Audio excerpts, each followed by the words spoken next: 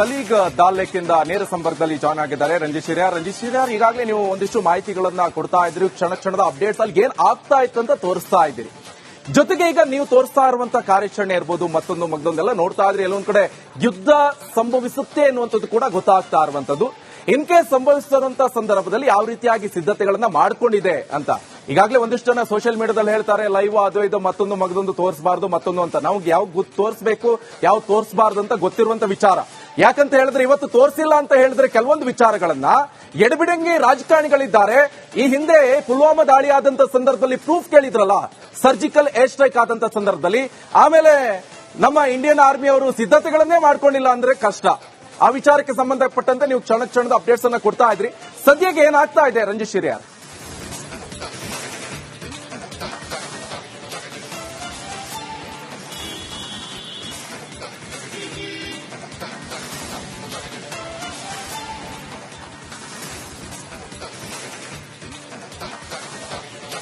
ನೋಡಿ ನಿಕೇಶ್ ಕೊಠಾರಿ, ನೋಡಿ ಕ್ಷಣದ ಮಾಹಿತಿಯನ್ನ ರಿಪಬ್ಲಿಕ್ ಕನ್ನಡಿಗರಿಗೆ ತೋರಿಸುವಂತ ಪ್ರಯತ್ನವನ್ನ ಮಾಡ್ತಾ ಇದೆ. ಯುದ್ಧದ ಕಾರ್ಮೋಡ ಕಣಿವೆ ರಾಜ್ಯ ಕಾಶ್ಮೀರದಲ್ಲಿ ಆವರಿಸಿಕೊಳ್ತಾನೆ ಬರ್ತಾ ಇದೆ. ಅದಕ್ಕೆ ಬೇಕಾದಂತ ಪೂರ್ವ ಸಿದ್ಧತೆಗಳ ಬಗ್ಗೆ ನಾವು ಪ್ರತಿ ಹಂತದಲ್ಲೂ ಕೂಡ ಪ್ರತಿ ಭಾಗಕ್ಕೂ ಕೂಡ ಹೋಗಿ ಜನರಿಗೆ ತಿಳಿಸುವಂತ ಪ್ರಯತ್ನವನ್ನ ಮಾಡ್ತಾ ಇದೀವಿ. ಈಗ ನಾನಿರುವಂತ ಜಾಗ ನಿಕೇಶ್ ಕೊಠಾರ್, ಇದು ಡಲ್ ಲೇಕ್. ಇಲ್ಲಿ ಪ್ರವಾಸಿಗರು ಯಾವಾಗ್ಲೂ ಕೂಡ ತುಂಬಿ ತುಳುಕುವಂತ ಜಾಗ. ಆದ್ರೆ ಈಗ ಇಲ್ಲಿ ಪ್ರವಾಸಿಗರಿಲ್ಲದೆ ಬಣಗುಡ್ತಾ ಇದೆ. ಕೆಲವು ಪ್ರಮುಖ ಪ್ರವಾಸಿ ತಾಣಗಳು, ಅದರಲ್ಲಿ 45ಕ್ಕೂ ಹೆಚ್ಚು ಜಮ್ಮು ಕಾಶ್ಮೀರದ ಪ್ರವಾಸಿ ತಾಣಗಳಿಗೆ ನಿರ್ಬಂಧವನ್ನ ವಿಧಿಸಲಾಗಿದೆ. ಯಾಕಂತ ಹೇಳಿದ್ರೆ ಅಲ್ಲಿ ಕೆಲವು ಸೆನ್ಸಿಟಿವ್ ಏರಿಯಾಗಳಾಗಿರೋದ್ರಿಂದಾಗಿ ಅಲ್ಲಿ ನಿರ್ಬಂಧವನ್ನ ವಿಧಿಸಲಾಗಿದೆ. ಕೇವಲ 18 ಜಾಗಗಳು ಮಾತ್ರ ಈಗ ಪ್ರವಾಸಿಗರಿಗೆ ತೆರೆದುಕೊಂಡಿರೋದು. ಅದರ ಹೊರತಾಗಿಯೂ ಕೂಡ ಪ್ರವಾಸಿಗರು ಇಲ್ಲೆಲ್ಲ ಬಂದು ತಾವು ಸಂಭ್ರಮಿಸ್ತಾ ಇದ್ದಾರೆ. ಇಲ್ಲಿನ ಪ್ರವಾಸಿ ತಾಣಗಳನ್ನ ಅನುಭವಿಸ್ತಾ ಇರೋದನ್ನ ನಾವು ನೋಡ್ತಾ ಇದೀವಿ. ನೋಡಿ, ಎಲ್ಲಾ ರೀತಿಯಲ್ಲೂ ಕೂಡ ತಯಾರಿಯನ್ನ ಮಾಡ್ಕೊಳ್ತಾ ಇದೆ ಭಾರತ ಸೇನೆ. ಅದಕ್ಕಾಗಿಯೇ ಕೆಲವು ಸೂಕ್ಷ್ಮ ಪ್ರದೇಶಗಳಲ್ಲಿ ಜನರ ಓಡಾಟಕ್ಕೆ ಮತ್ತೆ ಜನರು ಬರೋದಕ್ಕೆ ನಿರ್ಬಂಧವನ್ನ ವಿಧಿಸಲಾಗಿದೆ. ಈಗ ಪೇಲಂಗಾವ್ಗೆ ಹೋಗೋದಕ್ಕೆ ಪ್ರವಾಸಿಗರಿಗೆ ಅವಕಾಶ ಇದೆ, ಆದ್ರೆ ಬೈಸರಾವ್ಗೆ ಹೋಗೋದಕ್ಕೆ ಅವಕಾಶ ಇಲ್ಲ. ಅದೇ ತರ ಡಲ್ ಲೇಕ್ ನಲ್ಲಿ ನೋಡಿ ಹೆಂಗಿದೆ, ನೋಡಿ ಎಲ್ಲ ಖಾಲಿಯಾಗಿ ನಿಂತ್ಕೊಂಡಿದ್ದಾವಲ್ಲ, ಇಲ್ಲೆಲ್ಲ ಪ್ರವಾಸಿಗರಿಲ್ಲ. ಯಾವಾಗ್ಲೂ ಕೂಡ ಇಲ್ಲಿ ಗಿಜಿಗುಡ್ತಾ ಇದ್ದಂತ ಪ್ರವಾಸಿ ತಾಣಗಳು ಈಗೆಲ್ಲ ಬಂದ್ ಆಗಿದ್ದಾವೆ. ಯಾಕಂತ ಹೇಳಿದ್ರೆ ಸೆಕ್ಯೂರಿಟಿ ಪರ್ಪಸ್ ಇಂದಾಗಿ ಸಂಪೂರ್ಣ ಬಂದ್ ಮಾಡಿದ್ದಾರೆ. ಹೆಚ್ಚಿನ ಭದ್ರತೆ ಈಗ ಗಡಿಯಲ್ಲಿ ಮತ್ತೆ ಕೆಲವು ರಿಸ್ಟ್ರಿಕ್ಟೆಡ್ ಏರಿಯಾಗಳಿದಾವಲ್ಲ, ಅಲ್ಲೆಲ್ಲವೂ ಕೂಡ ನಿಯೋಜನೆ ಮಾಡಿರೋದನ್ನ ತಾವು ಗಮನಿಸ್ತಾ ಇದ್ದೀರಿ. ನೋಡಿ, ಡಲ್ ಲೇಕ್ ನ ವಾತಾವರಣ ಹಿಂಗಿದೆ. ಮತ್ತೆ ಗಡಿಯಲ್ಲಿ ಕ್ಷಣಕ್ಕೂ ಕೂಡ ಸೇನಾ ಸಮರಾಭ್ಯಾಸವು ಭರದಿಂದ ಸಾಗಿದೆ. ಅಡಿಗಡಿಗೂ ಕೂಡ ಸೇನಾ ವಾಹನಗಳೆಲ್ಲವೂ ಕೂಡ ಓಡಾಡ್ತಾ ಇದ್ದಾವೆ. ಅದರ ಜೊತೆಗೆ ನೋಡಿ, ಈ ಒಂದು ಕಾರ್ಯಾಚರಣೆಯಲ್ಲಿ ಭಾಗಿಯಾದಂತಹ ಎನ್ಐಎ ಅಧಿಕಾರಿಗಳ ತಂಡ ಈಗ ಪೇಲಂಗಾವ್ನ ದಾಳಿಯಲ್ಲಿ ಭಾಗಿಯಾದ ಭಯೋತ್ಪಾದಕರನ್ನ ಹೆಡೆಮುರಿ ಕಟ್ಟುವಂತ ಪ್ರಯತ್ನ, ಜೊತೆಗೆ ಇನ್ ಡೆಪ್ತ್ ಆಗಿ ಇನ್ವೆಸ್ಟಿಗೇಷನ್ ಅಂತೂ ಬರದಿಂದ ಸಾಗಿದೆ. ಎನ್ಐಎ ಅಧಿಕಾರಿಗಳು ಕೆಲವು ಎಫ್ಎಸ್ಎಲ್ ದಾಖಲೆಗಳನ್ನ ಸಾಕ್ಷಿಗಳನ್ನ ಸಂಗ್ರಹಿಸಿದ್ದಾರೆ. ಅದರಲ್ಲಿ ಕೆಲವು ಮಹತ್ವದವಾದ ಸಾಕ್ಷಿಗಳು ಸಿಕ್ಕಿದೆ ಅನ್ನೋದ್ರ ಬಗ್ಗೆ ಮಾಹಿತಿ ಲಭ್ಯ ಆಗಿದೆ. ಚೀನಿ ತಂತ್ರಜ್ಞಾನವನ್ನ ಬಳಸಿಕೊಂಡು ಈ ಭಯೋತ್ಪಾದಕರು ದಾಳಿ ಮಾಡಿದ್ದಾರೆ ಅನ್ನೋದ್ರ ಬಗ್ಗೆಯೂ ಕೂಡ ಮಾಹಿತಿ ಇದೆ. ಅದರ ಜೊತೆಗೆ ಗಡಿಯಲ್ಲಿ ಭಾರತ ಸೇನೆ ನಿನ್ನೆ ರಾತ್ರಿಯೂ ಕೂಡ ಪಾಕಿಸ್ತಾನದ ಅಪ್ರಚೋದಿತ ಗುಂಡಿನ ದಾಳಿಯಾದಾಗ, ಕದನ ವಿರಾಮ ಉಲ್ಲಂಘನೆಯಾದಾಗ ಭಾರತವು ಕೂಡ ಅದಕ್ಕೆ ಸರಿಯಾಗಿ ಎದುರು ಏಟು ಕೊಡುವಂತಹ ಪ್ರಯತ್ನವನ್ನು ಕೂಡ ಮಾಡಿತ್ತು. ಅದೆಲ್ಲದರ ಹೊರತಾಗಿ ಒಂದು ನಿಗೂಢವಾದಂತಹ ಕಾರ್ಯಾಚರಣೆಗೆ ಭಾರತ ಈಗ ಇಳಿದಿರೋದು. ಪ್ರಧಾನಿ ನರೇಂದ್ರ ಮೋದಿ ಮತ್ತೆ ರಾಜನಾಥ್ ಸಿಂಗ್ ಹಾಗೆ ಅಜಿತ್ ದೋವೆಲ್ ಅವರು ನಿನ್ನೆ ಗುಪ್ತವಾದ ಮೀಟಿಂಗ್ ಅನ್ನು ಮಾಡಿದ್ರು. ಆ ಮೀಟಿಂಗ್ ನಲ್ಲಿ ಒಂದಿಷ್ಟು ತೀರ್ಮಾನಗಳಾಗಿದೆ. ಆ ನಿಟ್ಟಿನಲ್ಲಿ ಒಂದು ರಾಜತಾಂತ್ರಿಕವಾಗಿಯೂ ಮತ್ತು ಜಾಗತಿಕವಾಗಿಯೂ ಕೂಡ ಪಾಕಿಸ್ತಾನವನ್ನು ಹೆಣಿಯೋದಕ್ಕೆ ಏನೇನು ಮಾಡಬೇಕು ಅನ್ನೋದ್ರ ಕುರಿತಾಗಿಯೂ ಕೂಡ ಒಂದಿಷ್ಟು ತಯಾರಿಗಳಾಗಿದೆ ಅನ್ನೋದ್ರ ಬಗ್ಗೆಯೂ ಕೂಡ ನಮಗೀಗ ಮಾಹಿತಿ ಲಭ್ಯ ಆಗಿದೆ. ಸದ್ಯಕ್ಕೆ ನೋಡಿ, ಡಲ್ ಲೇಕ್ ನ ಇಲ್ಲಿನ ಈ ವಾತಾವರಣವನ್ನು ತಾವು ಗಮನಿಸ್ತಾ ಇದ್ದೀರಲ್ಲ, ಇದು ಇಲ್ಲಿನ ಚಿತ್ರಣ. ಸದ್ಯಕ್ಕೆ ರಿಪಬ್ಲಿಕ್ ಇಲ್ಲಿನ ಗ್ರೌಂಡ್ ಅಲ್ಲಿ ಇದ್ದು ಸಂಪೂರ್ಣವಾದಂತಹ ಮಾಹಿತಿಯನ್ನು ಜನರಿಗೆ ತಲುಪಿಸುವಂತಹ ಪ್ರಯತ್ನವನ್ನು ನಾವು ಮಾಡ್ತಾ ಇದ್ದೀವಿ. ಇನ್ನು ಮುಂದುವರೆದು ಗಮನಿಸ್ತಾ ಹೋದ್ರೆ ಭಾರತ ಹೇಗೆ ಯುದ್ಧೋನ್ಮಾದದಲ್ಲಿದೆ, ಅದಕ್ಕೆ ಬೇಕಾದಂತ ತಯಾರಿಗಳು ಏನು ಎತ್ತ ಅಂತ ಹೇಳಿ ನೋಡ್ತಾ ಹೋದ್ರೆ, ಗಡಿಯಲ್ಲಿ ಈಗ ವಾಯುಸೇನೆ, ಜಲಸೇನೆ ಹಾಗೆ ನೌಕಾಸೇನೆಗಳು, ಭೂಸೇನೆಗಳು ಸಂಪೂರ್ಣವಾದಂತ ಪೂರ್ವ ತಯಾರಿಯೊಂದಿಗೆ ಸಶಸ್ತ್ರ ಪಡೆಯ ಅನಿಲ್ ಚೌಹಾಣ್ ಅವರು ರಾಜನಾಥ್ ಸಿಂಗ್ ಅವರಿಗೆ ಮಾಹಿತಿಯನ್ನು ಕೊಟ್ಟು ಪ್ರಧಾನಿ ನರೇಂದ್ರ ಮೋದಿ ಅವರು ಅದರ ಸೂಕ್ಷ್ಮವಾದಂತ ಮಾನಿಟರ್ ಮಾಡುವಂತ ಕೆಲಸವನ್ನು ಮಾಡ್ತಾ ಇದ್ದಾರೆ. ಇದ್ರ ಜೊತೆಗೆ ನಾವು ಗಮನಿಸ್ತಾ ಹೋದ್ರೆ ಇನ್ನು ಸ್ಥಳೀಯ ಇಲ್ಲಿನ ಜಮ್ಮು ಕಾಶ್ಮೀರ ಸರ್ಕಾರವೂ ಕೂಡ ಇಲ್ಲಿನ ಜಮ್ಮು ಕಾಶ್ಮೀರ ನೀವು ಮಾತಾಡ್ತಾನೆ ಎಕ್ಸ್ಪ್ಲೈನ್ ಮಾಡ್ತಾನೆ ಕಂಪ್ಲೀಟ್ ಆಗಿ ಆ ಬ್ಯಾಕ್ ಗ್ರೌಂಡ್ ವಿಜುವಲ್ಸ್ ಎಲ್ಲ ನಮಗೆ ತೋರಿಸಿ. ಯಾಕಂದ್ರೆ ಪ್ರವಾಸಿಗರ ಸ್ವರ್ಗ ಅಂತ ಕರೆಸಿಕೊಳ್ಳುವಂತ ಈ ಪ್ರವಾಸಿಗರ ಸ್ವರ್ಗ ಈಗ ನರಕ ಆಗಿರುವಂತ ದೃಶ್ಯ. ಸೊ ಜೊತೆಗೆ ಅಲ್ಲಿಗ ಕ್ಯಾಮ್ರಾ ಪ್ಯಾನ್ ಮಾಡಿ ಅಲ್ಲಿ ಬ್ಯಾಕ್ ಗ್ರೌಂಡ್ ಯಾವ ರೀತಿಯಾಗಿದೆ ಹಾಗೆ ತೋರಿಸ್ಕೊಂಡು ಎಕ್ಸ್ಪ್ಲೈನ್.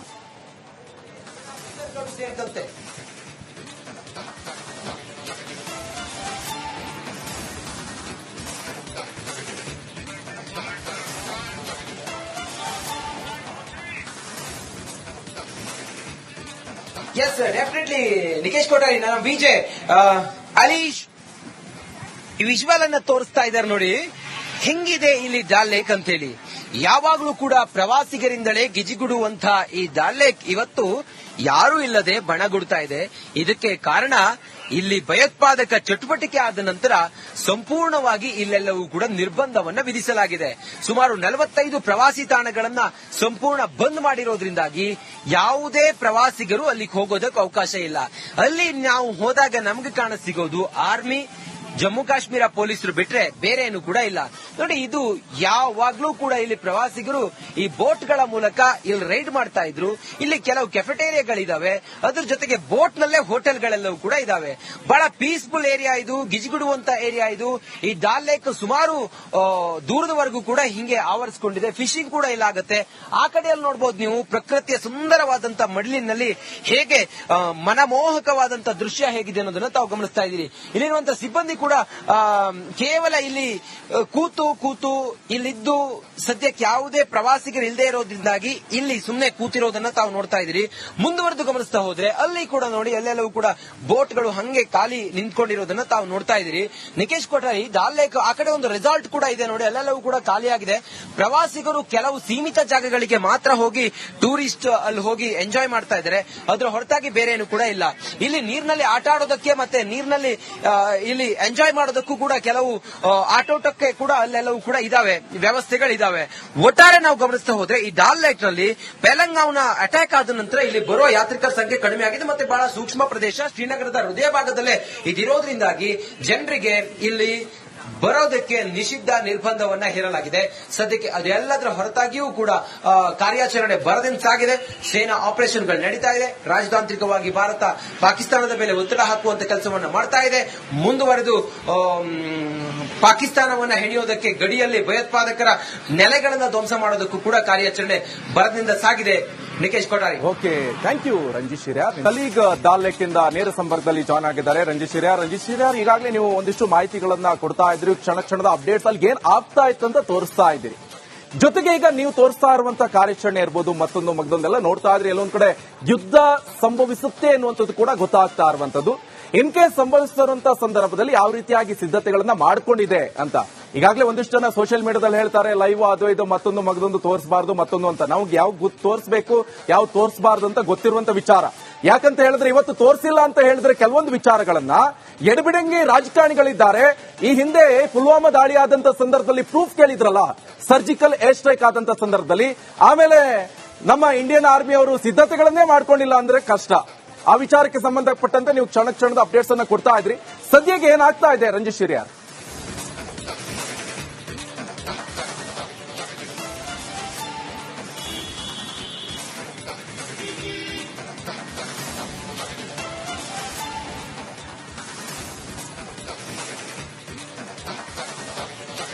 ನೋಡಿ ನಿಕೇಶ್ ಕೊಠಾರಿ, ನೋಡಿ ಕ್ಷಣದ ಮಾಹಿತಿಯನ್ನ ರಿಪಬ್ಲಿಕ್ ಕನ್ನಡ ಕನ್ನಡಿಗರಿಗೆ ತೋರಿಸುವಂತ ಪ್ರಯತ್ನವನ್ನ ಮಾಡ್ತಾ ಇದೆ.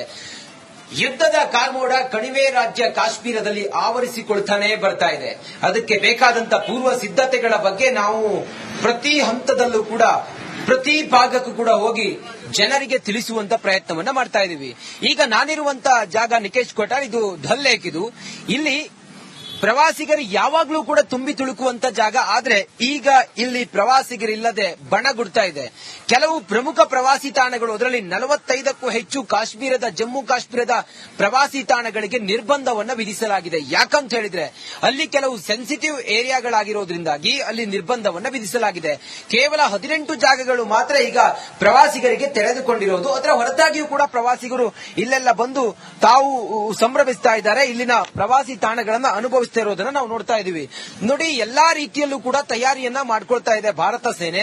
ಅದಕ್ಕಾಗಿಯೇ ಕೆಲವು ಸೂಕ್ಷ್ಮ ಪ್ರದೇಶಗಳಲ್ಲಿ ಜನರ ಓಡಾಟಕ್ಕೆ ಮತ್ತೆ ಜನರು ಬರೋದಕ್ಕೆ ನಿರ್ಬಂಧವನ್ನ ವಿಧಿಸಲಾಗಿದೆ.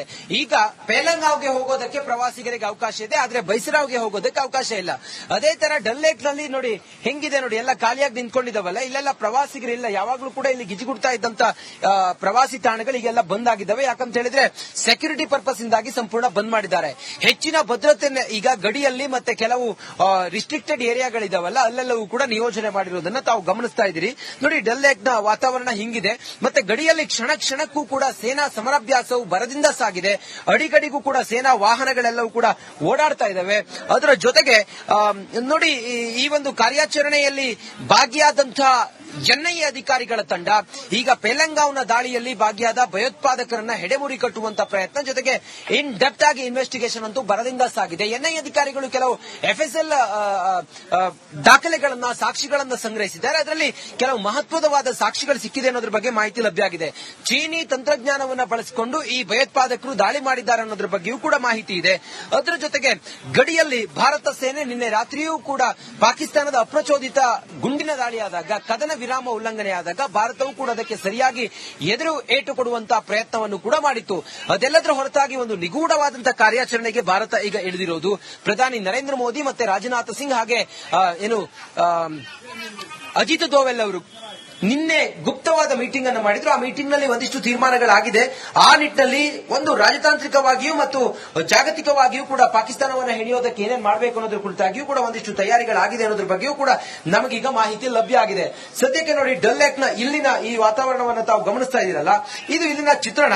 ಸದ್ಯಕ್ಕೆ ರಿಪಬ್ಲಿಕನ್ ಇಲ್ಲಿನ ಗ್ರೌಂಡ್ ಅಲ್ಲಿ ಇದ್ದು ಸಂಪೂರ್ಣವಾದಂತಹ ಮಾಹಿತಿಯನ್ನು ಜನರಿಗೆ ತಲುಪಿಸುವಂತಹ ಪ್ರಯತ್ನವನ್ನು ನಾವು ಮಾಡ್ತಾ ಇದ್ದೀವಿ.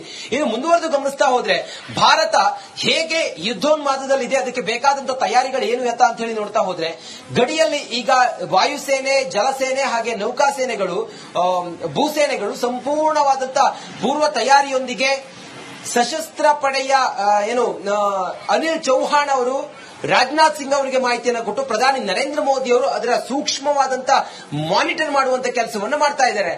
ಇದ್ರ ಜೊತೆಗೆ ನಾವು ಗಮನಿಸ್ತಾ ಹೋದ್ರೆ ಇನ್ನು ಸ್ಥಳೀಯ ಇಲ್ಲಿನ ಜಮ್ಮು ಕಾಶ್ಮೀರ ಸರ್ಕಾರವೂ ಕೂಡ ಇಲ್ಲಿನ ಜಮ್ಮು ಕಾಶ್ಮೀರ ನೀವು ಮಾತಾಡ್ತಾನೆ ಎಕ್ಸ್ಪ್ಲೈನ್ ಮಾಡ್ತಾನೆ ಕಂಪ್ಲೀಟ್ ಆಗಿ ಆ ಬ್ಯಾಕ್ ಗ್ರೌಂಡ್ ವಿಜುವಲ್ಸ್ ಎಲ್ಲ ನಮಗೆ ತೋರಿಸಿ. ಯಾಕಂದ್ರೆ ಪ್ರವಾಸಿಗರ ಸ್ವರ್ಗ ಅಂತ ಕರೆಸ್ಕೊಳ್ಳುವಂತ ಈ ಪ್ರವಾಸಿಗರ ಸ್ವರ್ಗ ಈಗ ನರಕ ಆಗಿರುವಂತ ದೃಶ್ಯ. ಸೊ ಜೊತೆಗೆ ಅಲ್ಲಿಗ ಕ್ಯಾಮ್ರಾ ಪ್ಯಾನ್ ಮಾಡಿ ಅಲ್ಲಿ ಬ್ಯಾಕ್ ಗ್ರೌಂಡ್ ಯಾವ ರೀತಿಯಾಗಿದೆ ಹಾಗೆ ತೋರಿಸ್ಕೊಂಡು ಎಕ್ಸ್ಪ್ಲೈನ್.